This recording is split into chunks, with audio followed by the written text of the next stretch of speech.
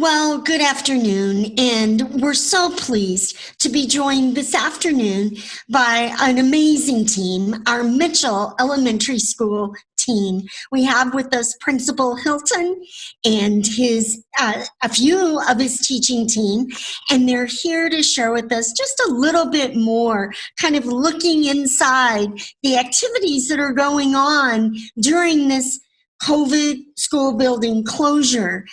Things may look quiet at our physical buildings right now, but learning continues and meaningful connections and engagement are occurring every day for our students and staff and the Mitchell community.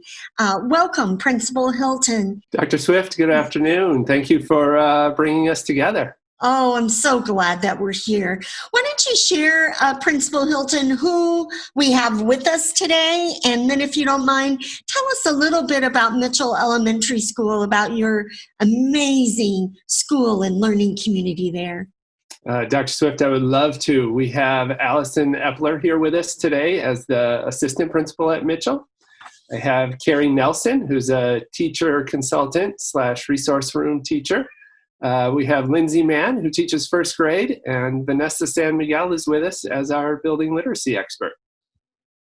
Very good. Tell us a little bit about Mitchell. Sure. Well, when I think about Mitchell School, I will tell you, Dr. Swift, that one of the things that has always been true is that we have some wonderful families, wonderful kids, and some exceptional teachers who really work together to create a really warm and welcoming community environment for our kids, for our families, and for each other. I would also tell you that, and you know this, Mitchell School is one of the most diverse schools in our area, and it's that diversity of language and culture and ethnicity that really comes together to create a richness of experience for kids and families at Mitchell. And as in our work as an international baccalaureate school, that diversity is really an asset, and it's really an asset in many senses, but particularly in the sense of how we go about working together to create curriculum and learning experiences for kids that are culturally relevant for everyone. That's wonderful. Well, it's so great to have you all here with us today. And, every school does have a unique feel to it. And I just love visiting Mitchell School because it is a warm and welcoming place for the students who come there. I thought perhaps with all the somber news out there that we might start this time together with some bright spots. So if you don't mind, let's just share what's gone well for you so far during this closure time, and perhaps what has been your most pleasant surprise in a situation none of us would have ever asked for. What's been your most pleasant surprise? And Principal Hilton, why don't you start us off, and then we'll go around the group, okay? Sure. Thanks, Dr. Swift. I think that we certainly are in a very challenging time, but to your question about pleasant surprises, one of the things that has really happened is this idea of outreach to families. And in particular, Mitchell School serves many families who speak a second language, and the things that we have done and some of the systems that we have created internally to do that outreach has really resulted in getting kids and families connected with us and maintaining those relationships. And in many cases, Dr. Swift, I think that they have been strengthened, actually, and the people that are in the room here with me, I'm sure will elaborate on what that has meant to them. That's wonderful. Thank you. All right, team, just jump in. The social and emotional learning of our students has always been top priority, and even more so now. And our Mitchell team is such a strong team, and every day we have members of our team reaching out saying, how can I help? Who needs help? So that all of the basic needs are met. At the heart of our work with social and emotional learning is responsive classroom. And it has been so amazing to see the teachers carry those practices that make students feel safe and significant and that they belong to the community. They've carried those practices forward in this virtual world. And that's been a real, I don't know, I wouldn't say a surprise, but it's been, I know, a good feeling for our students. That's great. Thank you. Go ahead. Hello, I'm Lindsay Mann. I teach first grade at Mitchell.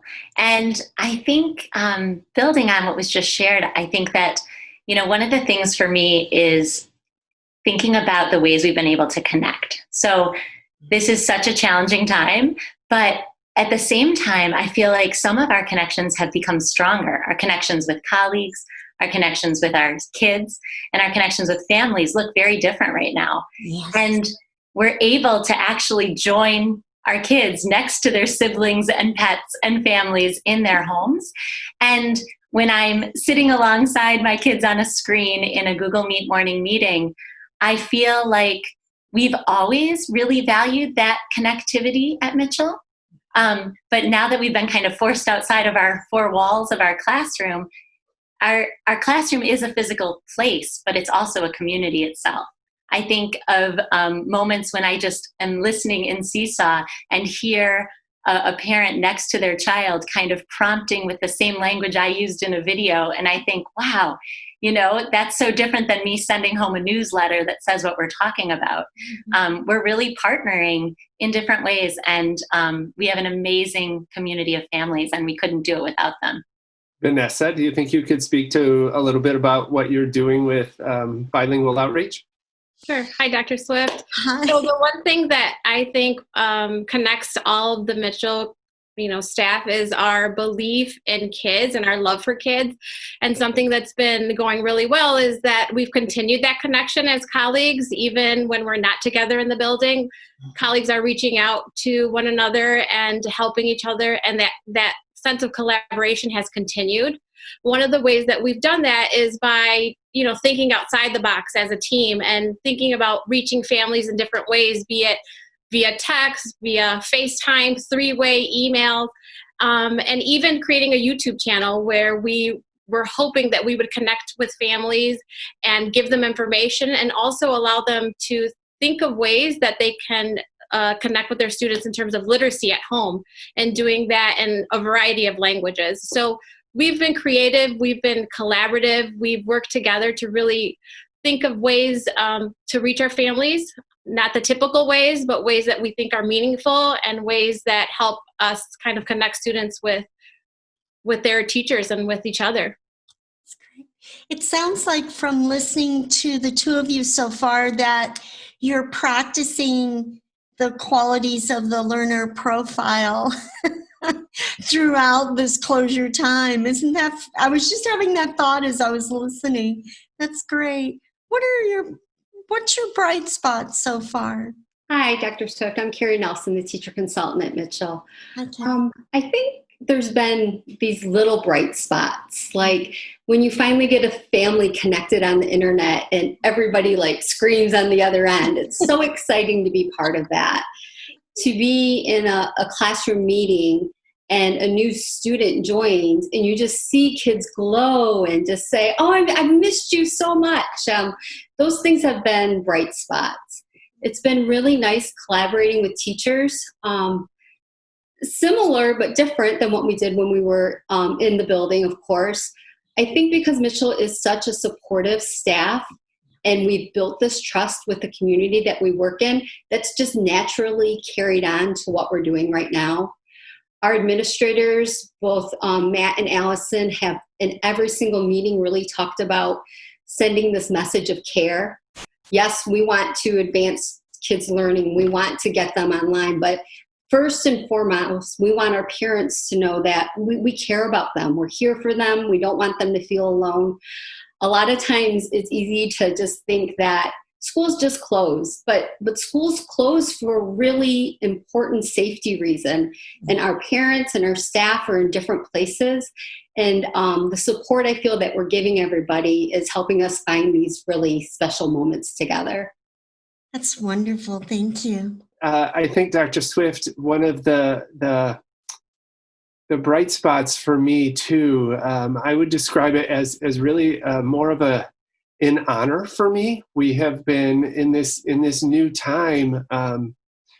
It's been an honor to be invited into the homes of our families and children in this new virtual world in a way that we never have been before. And I don't know how to describe it other than to say it's a real honor that they have allowed us a glimpse into their lives and into their worlds. And I think that's something that I will always hang on to. That's wonderful. You know, we said at the outset that our hope for this time was that it would be about time, that it would be a time about connection and engagement, compassion and outreach, and then also continuing our learning together. And I can't tell you how heartwarming it is to hear firsthand from you who are doing the work on the ground that those connections are happening there. That's just wonderful news. It is a serious time, and I often reflect on that last morning that I got to be at Mitchell School. And in fact, I several times have looked back on the photos from that morning and how the kids were checking their books out of the library. The library was so full of children because you were checking out as many books as you could get checked out. And they were so happy. And yet at that moment, none of us knew. We had no idea what we were entering into. And I just have had this hope that they carried that piece of Mitchell School home with them. And it sounds like the bridge has been built effectively across school to home during this time. And I'm so glad to hear that. It is a serious time, and we know we don't want to sugarcoat or gloss it over. We know that there are real challenges. You know that phrase, the struggle is real, and it is. And so I thought it would be useful for our community to gain some insight into the challenges that you've seen, that you and your children have faced. So one of the challenges early on, for sure, was getting all students connected and being sure that all of our students had devices so that they could access curriculum and make those important connections with their teachers and their classmates, and being sure that basic needs were met. I would say more recently, our challenge has been stamina, and that novelty of the virtual learning has worn off for some. And the students who we saw very engaged in the beginning have started to taper off. But at the same time, our teachers, they have done what they always do in the classroom. They change the lesson up a little bit, or they plant a seed or a hook for that next lesson to draw students in. So they've overcome that challenge by just adjusting their instruction and content. Wonderful, thank you. I would say one of the things that has been a challenge for me with my first graders is really making sure that there are opportunities to center the student voices in the room. And oftentimes with these technology tools we're using, it feels so much centered on me. I'm doing a video where I'm talking to a screen and then uploading it, or I'm, having to kind of remind kids to unmute in order to hear their voice on a Google Meet. And that has been hard. I think one of the biggest challenges is that we're just learning together. Families, students, teachers, we're sort of in this new place and time, and we're learning to navigate it together. And so as our families are figuring things out, teachers are trying to respond to them and respond to students in a really authentic way.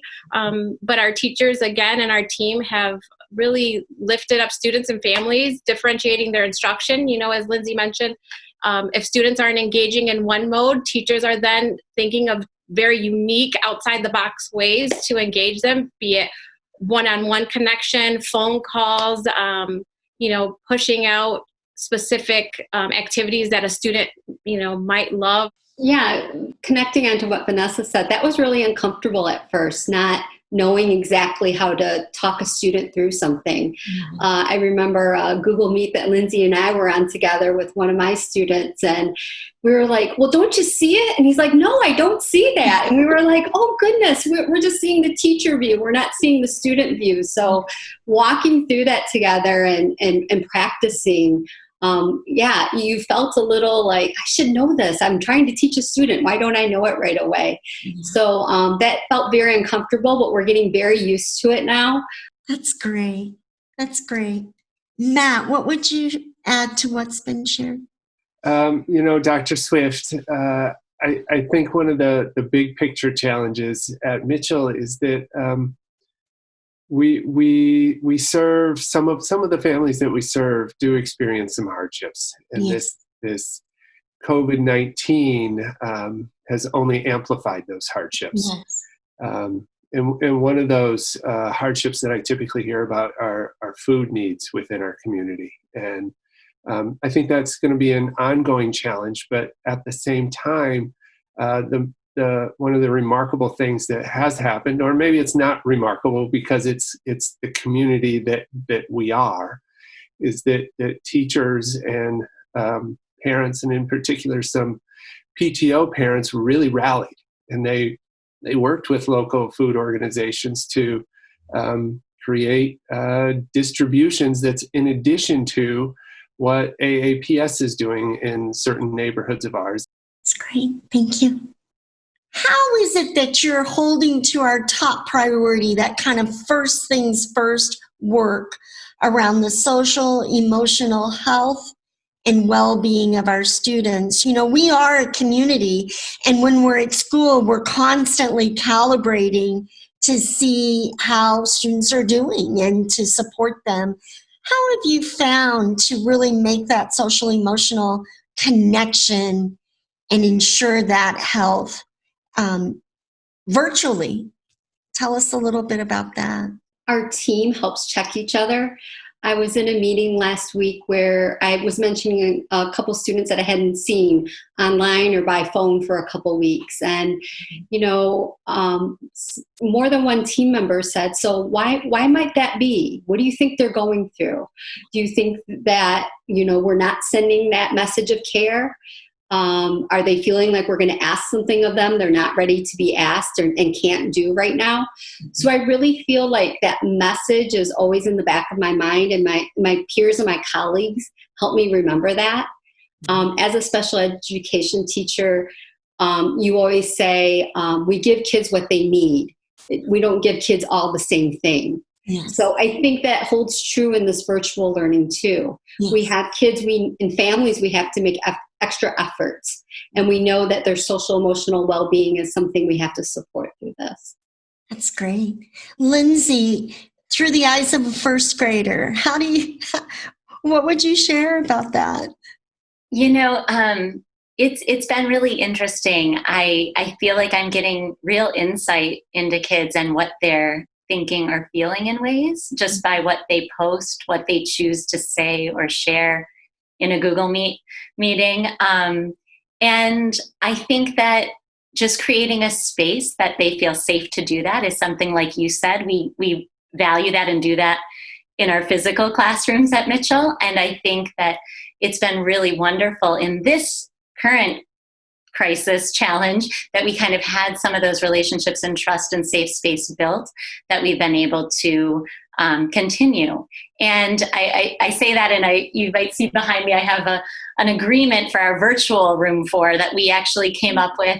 And it really mirrors the agreement we had in our physical classroom. It's the how we do those things that looks a little different. But my favorite thing at the end is we look out for each other. That's one of our things on there. And I think I've seen kids do that in real time when we're at a morning meeting and we had someone who was really having a hard time and just shared that with us and was sad. And pretty soon you had another kid pulling out a hamster and saying, the hamster might make you smile, but I know it's hard. And I think it's kind of recognizing and acknowledging, and I'll have days when in my video message, I'll say, I don't know about you, but today's kind of a hard day. Things are different. And I think part of it is just acknowledging as teachers, not trying to pretend this is all great and okay. And oh, here we're just in our new way of doing things. It's every morning when I post the schedule, I say, I miss being together in our room, but I'm so thankful we have these spaces we can still stay connected. That's great. It is very true that we have teachers who are doing Google Meets and outreach to families and bilingual outreach and problem solving technology and all of those things. But also what I think is really important, and it's probably the simplest thing that we could do, but we cannot ever undervalue it, is that I see our teachers and I see our staff simply lending a listening ear to kids and to families. And I hear about those things from emails that Miss Mann or Mrs. Nelson or Mrs. Sanmiguel spent a half an hour with me on the phone and we just talked. That's wonderful. Thank you. I'm so moved by the work that's going on, and I'm reminded of what we all know here, but now it's a part of our consciousness and the front part of our brains, is how school is a physical place, but it's so much more than the four walls of your classroom. And I just want to thank each of you for living into the values of Mitchell School and living into the values of the Ann Arbor Public Schools and Ann Arbor community. Thank you. Have a good one. Thank you, Dr. Swift. Everybody, take care. Take care. Love you guys.